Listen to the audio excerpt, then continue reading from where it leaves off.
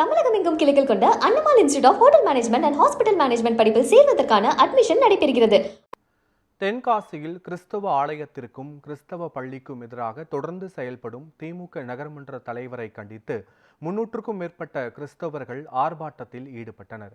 தென்காசி மாவட்டம் தினசரி சந்தை அருகே தூய மிக்கேல் அதிதூதரின் ஆலயம் அமைந்துள்ளது. இந்த ஆலயத்திற்கு அருகே தினசரி சந்தைக்கான நுழைவாயில் அமைப்பதற்கு எதிர்ப்பு தெரிவித்து 300க்கும் மேற்பட்ட கிறிஸ்தவர்கள் ஆர்ப்பாட்டத்தில் ஈடுபட்டனர். இதில் நுழைவாயிலை மாற்றியமைக்க வேண்டும் என்று நகர்மன்ற தலைவரிடம் கோரிக்கை விடுத்தும் அதற்கு பதில் அளிக்கவில்லை என்று அவர்கள் குற்றம் சாட்டியுள்ளனர். மேலும் ஆர்சி பள்ளி மைதானத்தில் ரேஷன் கடை அமைக்கப்பட்டுள்ளதை நகரமன்ற தலைவர் கண்டுகொள்ளாமல் இருப்பது வேதனை அளிப்பதாகவும் அவர்கள் தெரிவித்துள்ளனர். தமிழக முதல்வருக்கு தென்காசியிலிருந்து முதல்வருடைய பார்வைக்காக இந்த நேரத்தில் இந்த கண்டன ஆர்ப்பாட்டத்தின் மூலமாக வைக்கின்றோம். நகராட்சி தலைவரோடு நாங்கள் போராடி கொண்டிருக்கிறோம்.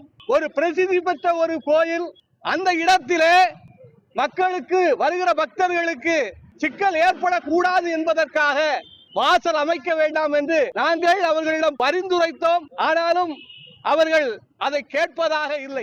சிறுபான்மையினுடைய பாதுகாவலர் என்று சொல்லிக் கொண்டிருக்கிறீர்களே, இங்கே நாங்கள் படுகின்ற பாடு உங்களுக்கு தெரியுதா இல்லையா? ஆகவே முதல்வர் அவர்கள் உடனடியாக இந்த காரியத்தில் தலையிட்டு அந்த கேட்டையும் பூட்ட வேண்டும். அந்த பள்ளிக்கூடத்தில் இயங்குகின்ற அந்த ரேஷன் கடையை மூடி வேறு இடத்துக்கு மாற்ற வேண்டும் என்று எங்கள் மக்கள் சார்பாக உங்களை அன்போடு கேட்டுக்கொள்கிறோம். நன்றி, வணக்கம்.